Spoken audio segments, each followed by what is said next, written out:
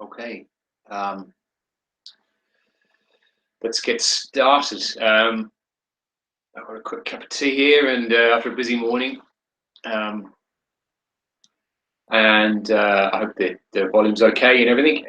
I just wanted to start a live broadcast, really, because workshops and seminars are a fantastic way of sharing some good practical information, and I wanted to go through stuff which I see quite a lot of in the training center here.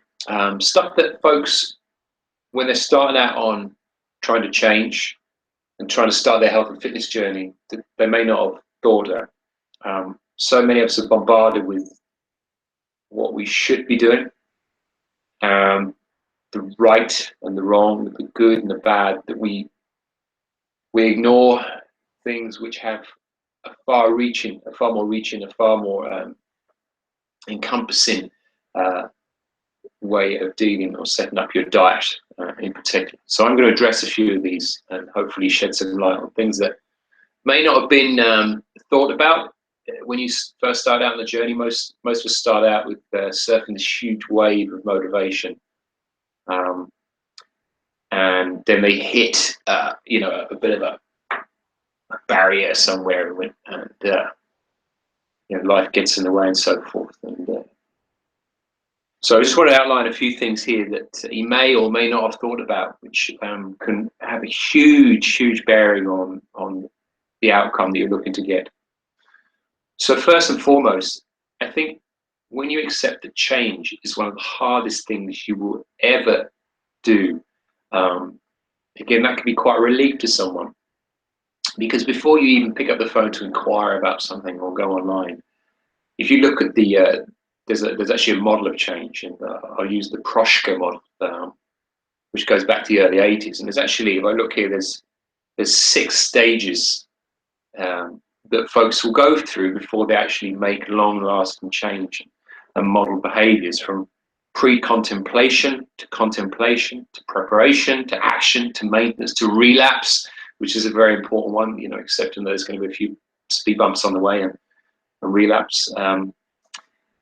So it's extremely hard, and each one of those, you may identify with each one of those phases. I won't go into too much detail with them today, but you'll see that each one has such a step-by-step process as we go through it, and it can be very hard to move from one stage to the next.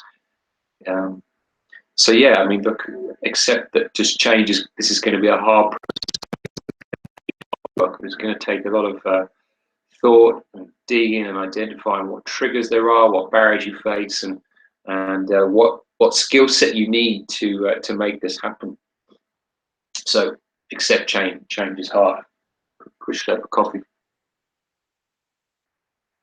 Okay. A few folks coming online as well, so you're very welcome. If you want to pop your questions into the panel, you're welcome, and I'll try my best to answer.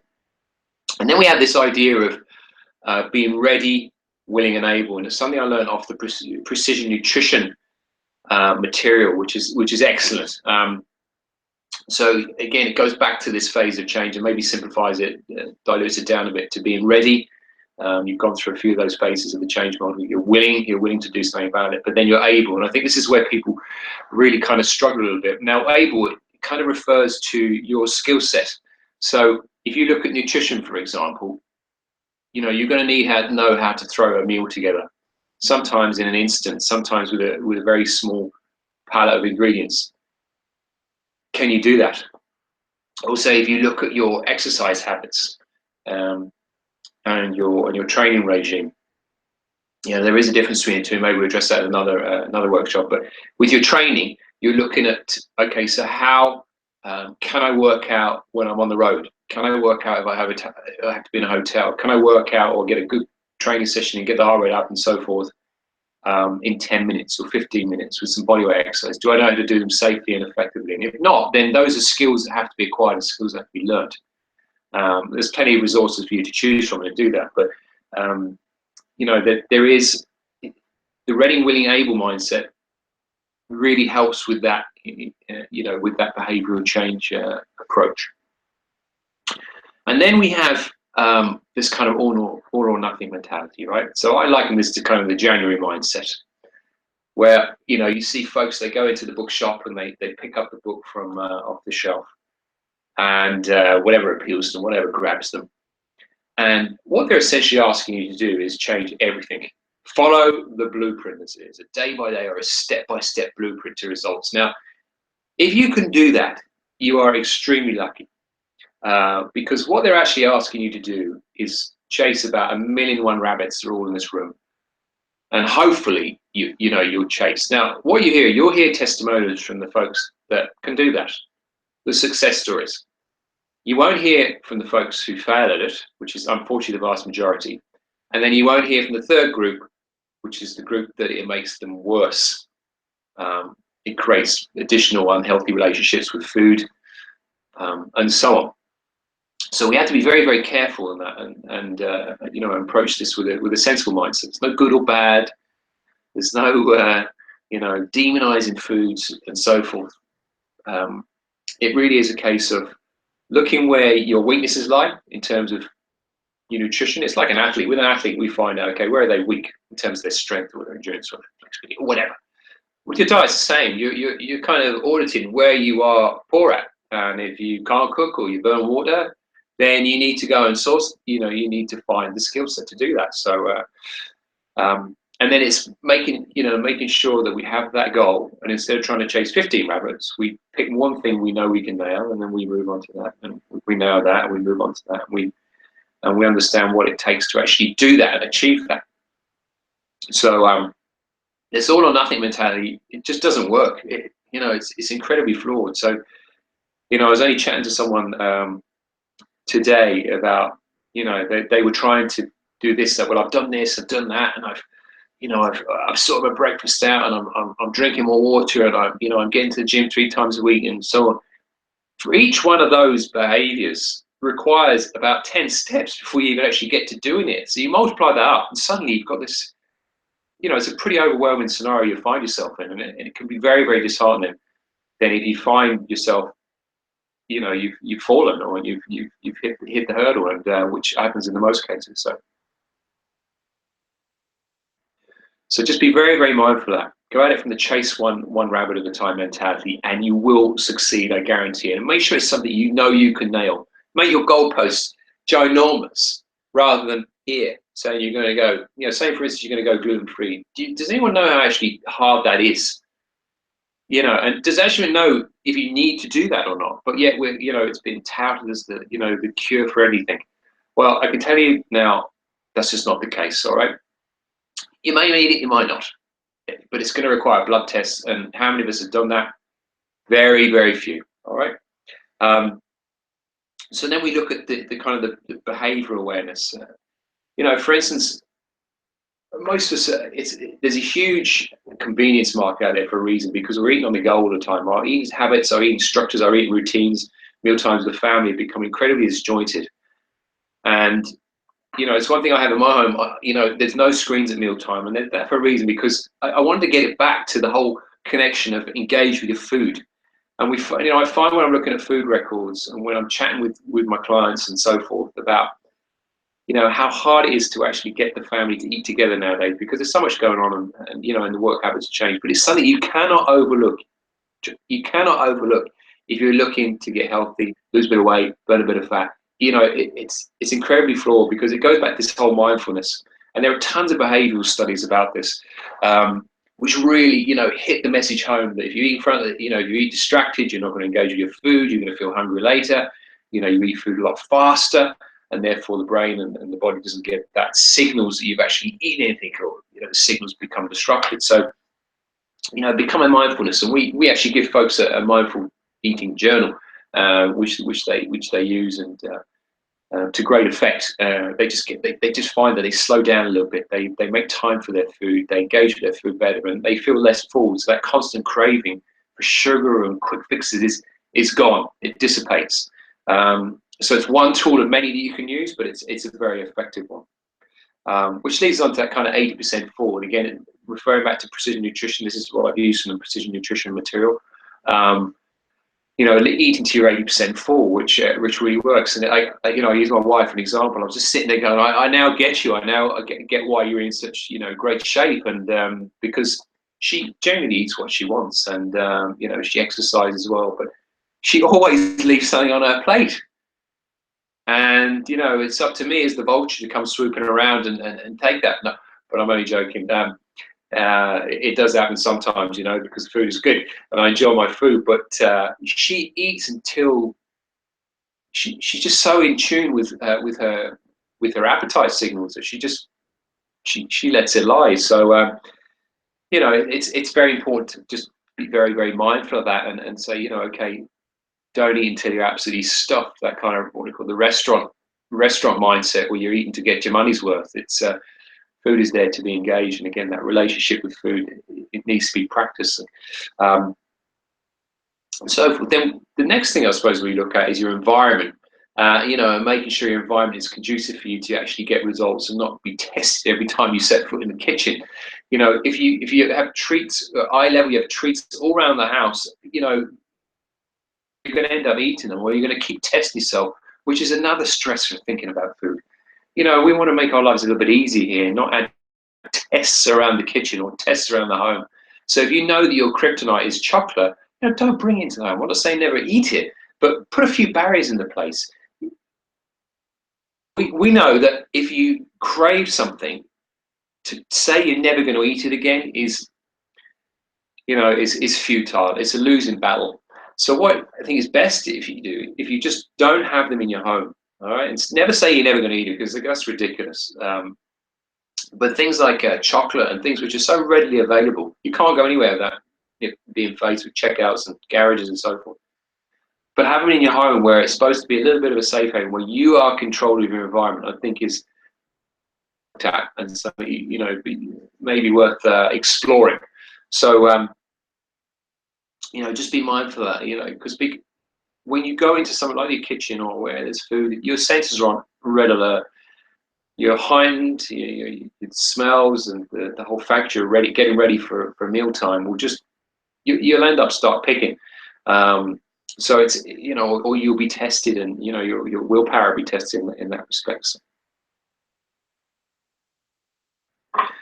And then another factor I think you've got to be mindful of when you're setting up your diet is management of time, because a lot of folks, when they actually dial it down, you have the same 24 hours as everyone else. You've heard that cliche, that motivation memory that kicks around, but you do, and it's how you use them. So if you choose to watch TV, or tell yourself that you have no energy, and sit down and not say prepare a few vegetables, or throw on a casserole, or throw something in the slow cooker, or chop a few veggies so you can just add them to a salad or add them to your dinner, then that's your responsibility. And I'm telling you now, you have time to do all that stuff.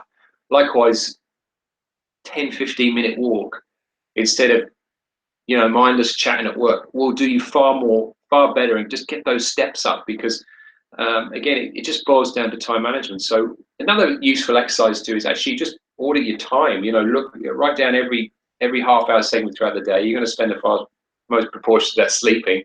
But you can just do a little audit. Okay, how do I spend my time? Where are my little bit chinks? You might find that actually I do have time for a lunchtime workout.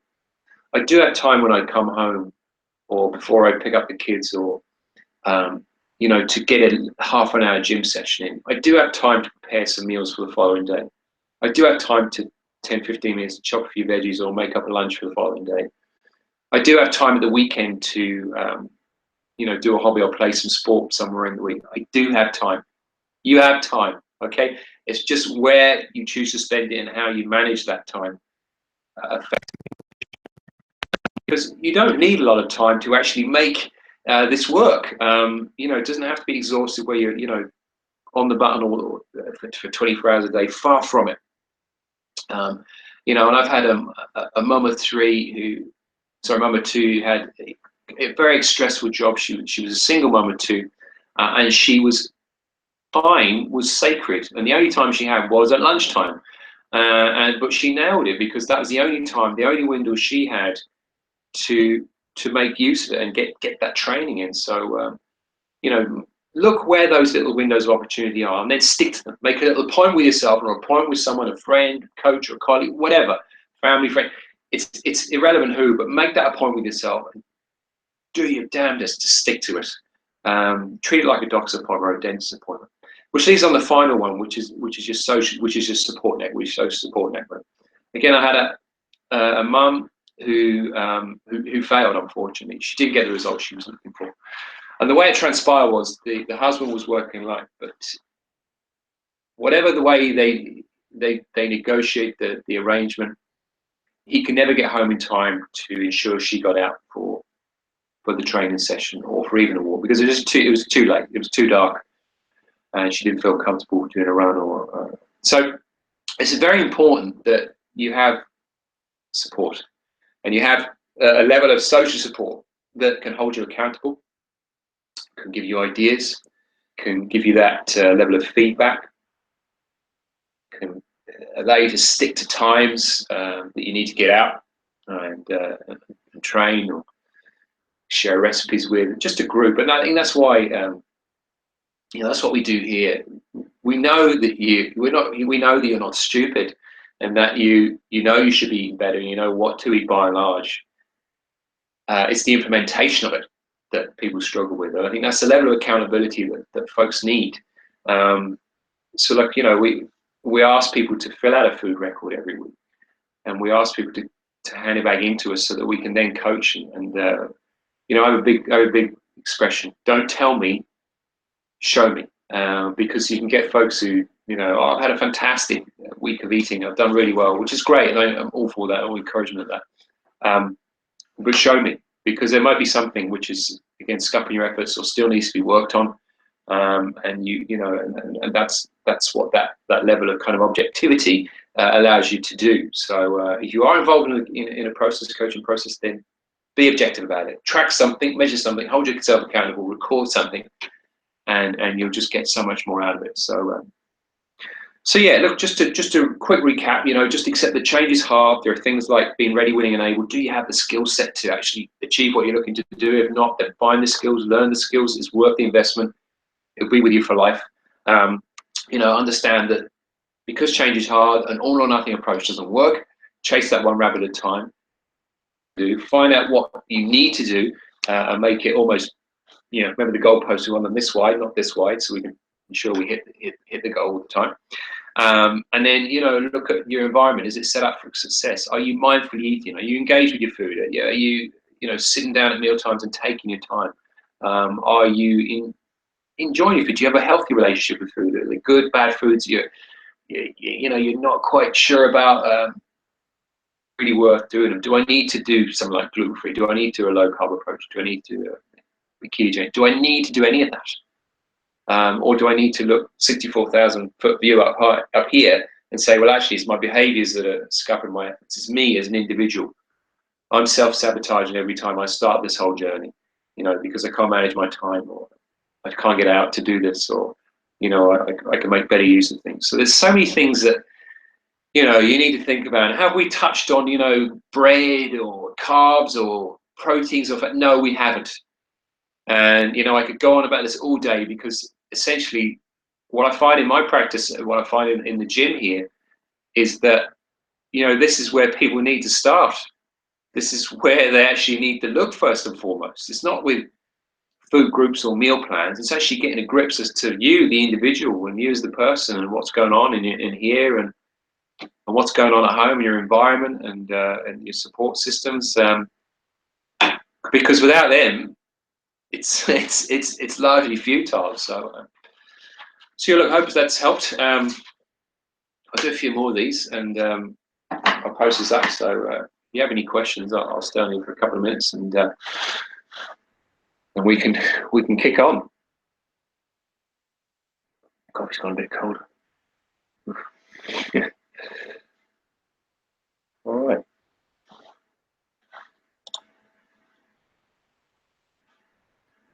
All right. Well, look, you have a great day, and I'll see you soon.